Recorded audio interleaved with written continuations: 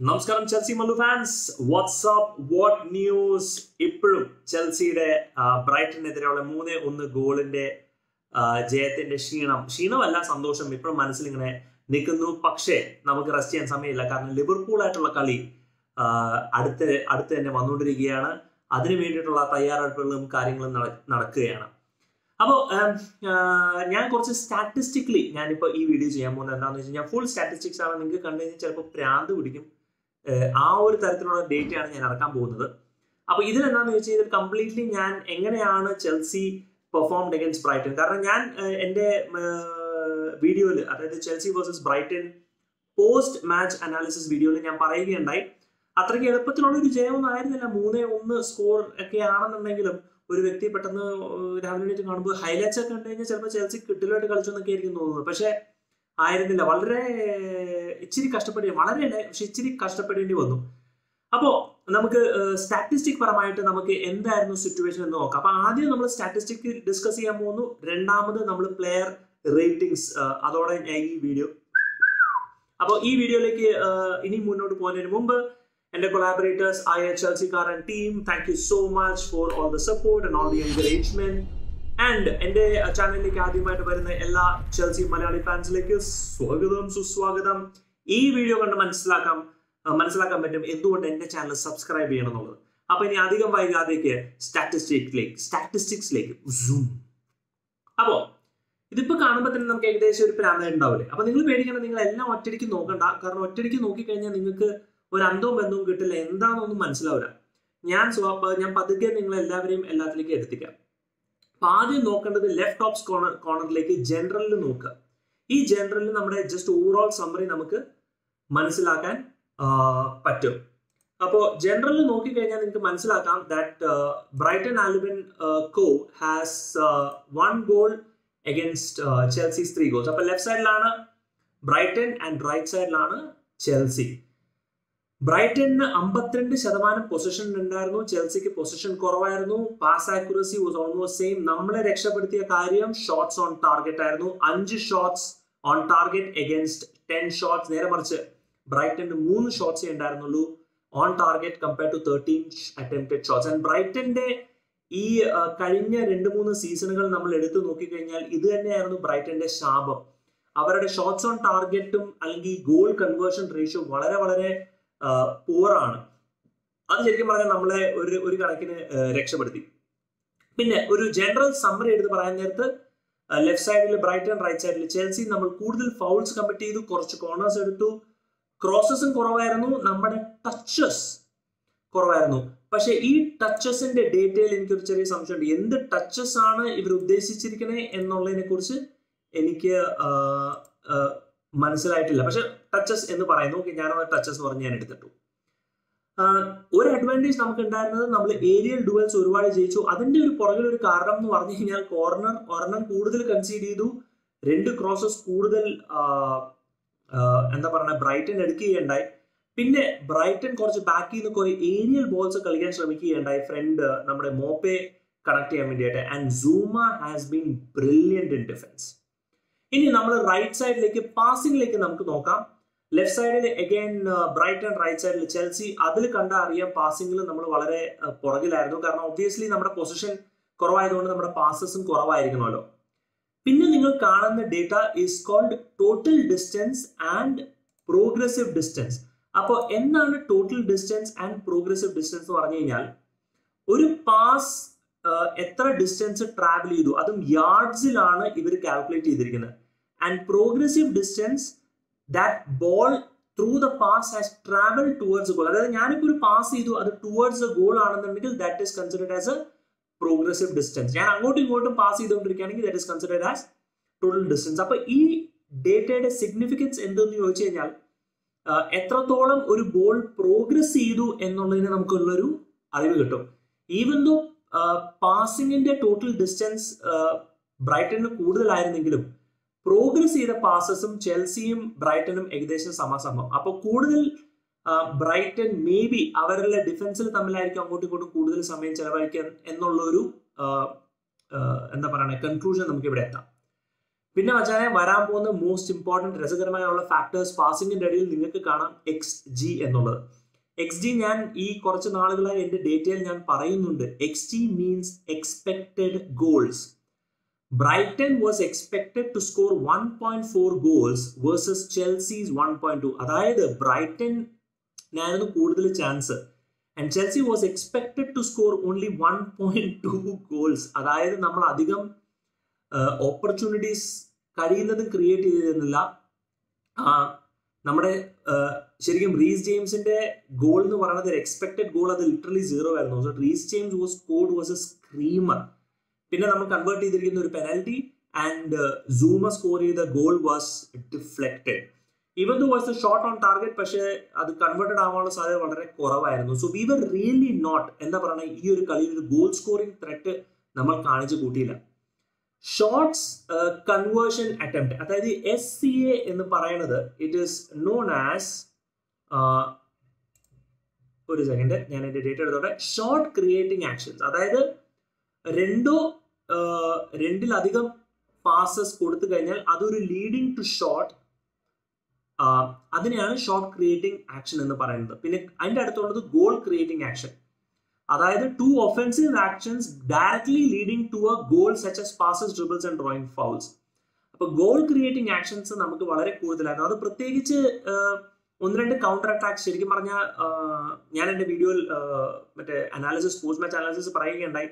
എല്ലാവരും കണ്ടു Ruben Loftus Cheek missed a golden opportunity to send Werner through. അതുപോലെ തന്നെ റോസ് ബാർക്ലി ഒരു സെക്കൻഡ് തന്റെ പാസ് ഡിലേ ചെയ്തു. That is also created miss chance.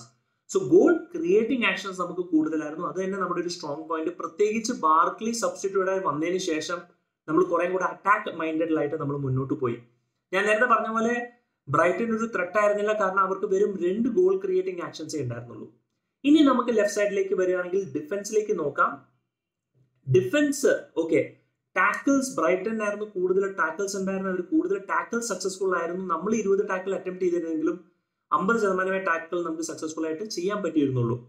Versus dribbles, ഇതിന്റെ അർത്ഥം 21 ഡ്രിബിൾ ചെൽസി അറ്റംപ്റ്റ് ചെയ്തിരുന്നു, അതിൽ 11 ഡ്രിബിൾ അവർ ബ്ലോക്ക് ചെയ്തു. നേരെ മറിച്ച് ബ്രൈറ്റൻ 20 ഡ്രിബിൾ അറ്റംപ്റ്റ് ചെയ്തെങ്കിൽ നമുക്കതിൽ വെറും 4 ഡ്രിബിൾ മാത്രമേ നമുക്ക് സ്റ്റോപ്പ് ചെയ്യാൻ പറ്റുള്ളൂ. അപ്പം നമ്മുടെ വേഴ്സസ് ഡ്രിബിൾസിന് നമ്മൾ വളരെ പൂറായിരുന്നു. പക്ഷെ അത് നമുക്ക് വളരെയായിട്ട് അഫക്റ്റ് ചെയ്തിരുന്നില്ല, കാരണം ആ ഒരു ഡ്രിബിൾ റേഷ്യോ ഒരു ഗോൾ ക്രിയേറ്റിംഗ് ആക്ഷൻസിലേക്ക് ബ്രൈറ്റന് കൺവേർട്ട് ചെയ്യാൻ പറ്റില്ല. പക്ഷെ ഇതൊക്കെ കുറച്ച് പേടിക്കേണ്ട ഒരു കാര്യം തന്നെയാണ്, കാരണം നമ്മൾ അടുത്ത കളിക്കാൻ പോകുന്ന ടീമിനൊന്നും ഇതൊന്നും ഒന്നുമല്ല. പിന്നെ ഈ പറയുന്ന ഡേറ്റ എന്താണ്, പ്രഷേഴ്സ് എന്ന് പറയുന്ന ഡേറ്റയെ കുറിച്ച് നമുക്ക് നോക്കാം. അപ്പൊ എന്താണ് പ്രഷർ എന്ന് പറഞ്ഞു കഴിഞ്ഞാൽ, number of times applying pressure to opposing player. Okay, അതായത് നമ്മൾ ഒരു ഒപ്പോസിംഗ് പ്ലെയറിന്റെ മേലിൽ നമ്മൾ പ്രഷർ അപ്ലൈ ചെയ്തു. ആൻഡ് സക്സസ് ഇസ് ബേസിക്കലി 5 സെക്കൻഡുകൾക്കുള്ളിൽ നമ്മൾ ആ പ്രഷർ അപ്ലൈ ചെയ്തതിനു ശേഷം നമ്മൾ പൊസിഷൻ വീണ്ടെടുത്തു. ഇതിൽ നമ്മൾ പ്രഷർ അപ്ലൈ ചെയ്തു കൂടുതൽ, പക്ഷെ കൺവേർഷൻ കുറവാണ്. ബ്രൈറ്റൺ പ്രഷർ കുറവായിട്ട് അപ്ലൈ ചെയ്തു, പക്ഷെ കൺവേർഷൻ കൂടുതലാണ്. എന്തുകൊണ്ട് ഇങ്ങനെ ആവും എന്ന് പറഞ്ഞു കഴിഞ്ഞാൽ, പലതവണയും ബ്രൈറ്റൺ പ്രഷർ ചെയ്യുമ്പോൾ ദേ പ്രഷർഡ് ആസ് എ ടീം. അവർ നമ്മളെ ശരിക്കും ഹൈ ലൈനിൽ നമ്മളെ വന്ന് ഹൈ ലൈൻ ഡിഫൻസിൽ വെച്ച് പ്രഷർ ചെയ്യേണ്ടായിരുന്നു. അപ്പോൾ അതുകൊണ്ട് തന്നെ അവർക്ക് കൺവേർഷൻ കൂടുതലായിരുന്നു. നമ്മൾ ചില സ്ഥലത്തൊക്കെ പ്രഷർ ചെയ്തത് ഇൻഡിവിജ്വൽ പ്ലേയേഴ്സ് അവിടെ ഇവിടെയൊക്കെ പോയാണ് പ്രഷർ ചെയ്തത്. അതുകൊണ്ടാണ് പ്രഷർ നമ്പേഴ്സ് കൂടുതൽ നമുക്ക് കാണുന്നത്. ഡിഫൻസീവിൽ കുറച്ചും കൂടെ ബെറ്റർ നമ്മളായിരുന്നു. ഇന്റർസെപ്ഷൻസ് കൂടുതൽ ചെയ്തു, നമുക്ക് കൂടുതൽ ക്ലിയറൻസസ് ഉണ്ടായി. അപ്പൊ ഇവിടെയാണ് ശരിക്കും പറഞ്ഞാൽ സൂമയുടെ ആൻഡ് ക്രിസ്ത്യൻസനെ ശരിക്കും പറഞ്ഞാൽ നമ്മൾ റേറ്റ് ചെയ്യേണ്ടത്. അപ്പൊ പ്ലെയർ റേറ്റിംഗിലേക്ക് വരാം. ഫൈനലി പൊസിഷൻ,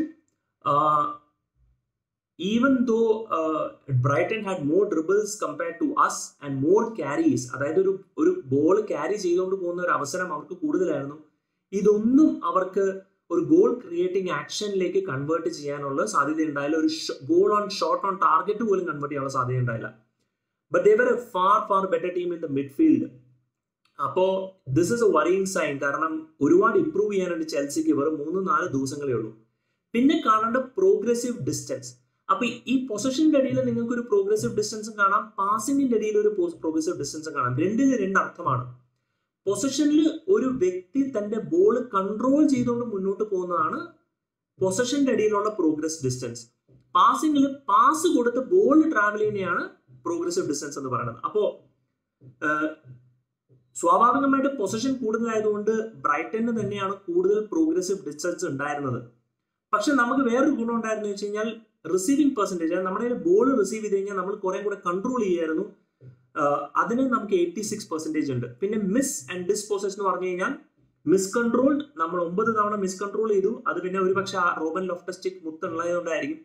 റോബൻ ലോഫ്റ്റസ്-ചെക്കിനെ കുറിച്ച് ഞാൻ അധികം ക്രിട്ടിസൈസ് ചെയ്യുന്നില്ല, കാരണം he has come through a very very tough time. And finally we were dispossessed only 9 times compared to Brighton 16 dispossessions, and 1 dispossession was critical for Brighton. അത് നമുക്ക് ഒരു പെനൽറ്റിക്ക് chance ഉണ്ടായി. ഇനി മാൻ ഓഫ് ദ മാച്ച്. അപ്പൊ എന്റെ വീഡിയോയിൽ ഫുൾ മാച്ച് റിവ്യൂവിൽ ഒരുപാട് പേര് ലാംപ്റ്റീനെ കുറിച്ച് പറയണ്ടായിരുന്നു. എന്നെ സംബന്ധിച്ച് ഇന്നത്തെ man of the match is Lamptey. Former Chelsea player കിട്ടില്ല. ചേട്ടൻ അലോൺസോനെയൊക്കെ വെറുതെ പോക്കറ്റിൽ എടുത്തിട്ട് വെറുതെ മറ്റേ പിള്ളേരെ പോലെ കളിപ്പിക്കുന്ന പോലെ കളിപ്പിച്ചു. ഒരുപാട് റൈറ്റ് സൈഡിൽ നിന്നുള്ള അറ്റാക്ക്, അവന്റെ ക്രോസസും കിടിലം ക്രോസസ്. ഒരു ക്രോസ് സ്പെസിഫിക്കലി മോപ്പെ ഹെഡ് ചെയ്ത് പുറത്തേക്ക് കൊണ്ടുപോയി. അവന് നല്ലൊരു ടാർഗറ്റ് മാൻ ഉണ്ടെങ്കിൽ ഉണ്ടായിരുന്നുള്ളൂ. നമ്മൾ ഡെഫിനറ്റ്ലി ഒരു 2 ഗോളെങ്കിലും കൊണ്ടേ കളഞ്ഞാനെ. He was a brilliant bright spot for the entire game. ഇനി quickly let's go in to the player summary. ഇന്നത്തെ പ്ലെയർ റേറ്റിംഗിനെ കുറിച്ച് പറയുകയാണെങ്കിൽ നമുക്കിന്ന് പ്ലെയർ റേറ്റിംഗിലേക്ക് ഇറങ്ങാം. ഇന്നത്തെ പ്ലെയർ റേറ്റിംഗിനെ കുറിച്ച് പറയുകയാണെങ്കിൽ I'll start with Kepa Arrizabalaga. എന്നെ സംബന്ധിച്ച് കെപ്പയുടെ rating is only 5 out of 10. എല്ലാവരും പറയും ഒരു ഗോളെ വിട്ടിരുന്നുള്ളൂ, ബാക്കി ഒരെണ്ണം സേവ് ചെയ്തു. ശരിയാണ്, ഒരു ഗോളെ വിട്ടുള്ളൂ, പക്ഷേ that was a very crucial goal. അവരെ ലിറ്ററലി ബ്രൈറ്റന് ഒരു ചാൻസ് കൊടുത്തു തിരികെ വരാനായിട്ടുള്ളത്. പിന്നെ പുള്ളിക്കാരൻ ഒരു ക്രോസ് മിസ് ചെയ്തു, ഫിസ്റ്റ് ചെയ്ത് തമ്പ് ചെയ്യാൻ പോയി, അത് മിസ് ചെയ്തു. So Kepa decent performance, but definitely not up to the standard. Zouma and Andreas Christensen രണ്ടുപേരും നല്ലോണം കളിച്ചിരുന്നു. 4 and 3 interceptions, and Christensen has around 2 tackles. രണ്ടുപേരുടെയും pass completion percentage 85% and 97% respectively. വളരെ ക്രിട്ടിക്കൽ ആയ 2 പ്ലെയേഴ്സ് ആയിരുന്നു, പ്രത്യേകിച്ച് Kurt Zouma and Andreas Christensen. രണ്ടുപേരും 6 വെച്ച് ക്ലിയറൻസസ് ടീമിലേക്ക് കൊണ്ടുവരികയുണ്ടായി. Extremely good performance. Both of them for me score 8. ഇനി റീസ് ജെയിംസ്. ചിലവർ പറയുകയുണ്ടായ Reece James should be the man of the match, especially ആ സ്ക്രീമർ ഗോൾ സ്കോർ ചെയ്തതും ഒരുപാട് ക്രോസസ് ചെയ്തുള്ളതും. റീസ് ജെയിംസിന്റെ വളരെ വളരെ പവർഫുൾ ആയിട്ടൊരു പെർഫോമൻസ് ആണ് നമ്മൾ കാഴ്ചവെച്ചത്. പക്ഷെ എന്നാൽ തന്നെയും പുള്ളിക്കാരൻ 1-2 തവണ ഒപ്പോസിഷൻ പ്ലെയേഴ്സിനെ പുള്ളിക്കാരനെ ഓവർടേക്ക് ചെയ്ത് ഡ്രിബിൾ പാസ് ചെയ്ത് മുന്നോട്ട് പോകാൻ എല്ലാം ചെയ്തിരുന്നു. കുറച്ചും കൂടെ ഡിഫൻസീവ് അവയർനെസ് വരാനുണ്ട് റീസ് ജെയിംസിൽ. തിയാഗോ സിൽവ വന്നു കഴിഞ്ഞാൽ അതൊരു പക്ഷേ ഇംപ്രൂവ് ആവും. പക്ഷെ നമ്മൾ defensive overall was pretty decent, I would say. So Reece James, even though scoring goals, scores me 7.5. Alonso വലുതായിട്ടൊന്നും കോൺട്രിബ്യൂട്ട് ചെയ്തില്ല, but had the highest number of touches for us. Marcus Alonso had 97 touches for us, and ലാംപറ്റി വെറുതെ ഞാൻ നേരത്തെ പറഞ്ഞ പോലെ പോക്കറ്റിൽ എടുത്ത് കൊണ്ടേ വെച്ചു. അപ്പോൾ Alonso for me scores 6.5. Jorginho and N'Golo Kante was pretty good. Jorginho ഒരുപാട് കൺട്രോൾ ചെയ്തു. He converted a penalty. So both of them would be 6.5 each for me. Coming on to Ruben Loftus-Cheek, വളരെ poor performance ആയിരുന്നു. ഇഞ്ചുറിയിൽ നിന്ന് വരുന്ന ഒരു confidence lacking ഉള്ള പ്ലെയറിന്റെ എല്ലാം നമുക്ക് കാണാൻ അവസരം ഉണ്ടായി. ഒരു ത്രൂ ബോൾ മിസ് ചെയ്തു. ഒരുപാട് നല്ല പൊസിഷനിലെത്തി, പക്ഷേ he was easily dispossessed, അല്ലെങ്കിൽ പാസിംഗ് വളരെ മോശമായിരുന്നു. So for me he is 5 out of 10. കായ് ഹാവേർട്സ് ഒരു ഉഗ്രൻ ഗെയിം എന്ന് പറയാനില്ല, പക്ഷെ അറ്റ്ലീസ്റ്റ് ഒരു ഗുഡ് ഇൻവോൾവ്മെന്റ്. ഫസ്റ്റ് ഗെയിമാണ്, അധികം ക്രിട്ടിസൈസ് ചെയ്യാൻ ഒന്നും പറയാനൊന്നുമില്ല. ഒരു അടിപൊളി പാസ് ഹാവേർട്സിന് കൊടുത്തു. ഹി ഹാസ് ദ വിഷൻ എന്നുള്ളത് നമുക്ക് മനസ്സിലാക്കാം. 6 out of 10. മേസൺ മൗണ്ട് കുറെ അപ്പ് ആൻഡ് ഡൗൺ അങ്ങോട്ടും ഇങ്ങോട്ടും ഓടി. ഗോൾ സ്കോറിംഗ് ത്രെറ്റ് ഒന്നും ഉണ്ടായിരുന്നില്ല. മേസൺ മൗണ്ടിന്റെ ഫിഗേഴ്സ് എടുത്തു കഴിഞ്ഞാൽ ഹി ഹാഡ് 54 touches, 32 തവണ പ്രസ് ചെയ്തു ഒപ്പോണന്റിനെ, 6 ടാക്കിൾ ഉണ്ടായിരുന്നു. His pass percentage completion was around 82%, and he had a progressive distance. The ball carry distance is 134, which is not very very high either. Ball carry distance is 129, which is 3rd for the team after Timo Werner and Marcus Alonso. Marcus Alonso has the highest ball carrying progressive distance, which is very good. Mason Mount was also around 6.5. And finally, Timo Werner, exceptional first game, great movement, great awareness. 2 തവണ പുള്ളിക്കാരൻ എന്താ പറയുക back ലൈനെ വെട്ടിച്ചോടി 2 തവണയും crosses പുള്ളിക്കാരൻ എത്തിച്ചു, പക്ഷെ slightly of side. പക്ഷെ he definitely showed what Chelsea wants from a striker. So Timo Werner definitely a 7.5. ഇതായിരുന്നു ഇന്നത്തെ വീഡിയോ അനാലിസിസ്. ഈ സ്റ്റാറ്റിസ്റ്റിക്കൽ പ്ലെയർ റേറ്റിംഗ് അനാലിസിസിനെ കുറിച്ച് തീർച്ചയായിട്ടും നിങ്ങളുടെ അഭിപ്രായങ്ങൾ പറയുക. Comments, always comment. I will respond to back. And guys, as always, thank you so much for watching. Goodbye from Chelsea Malu fan. Bye.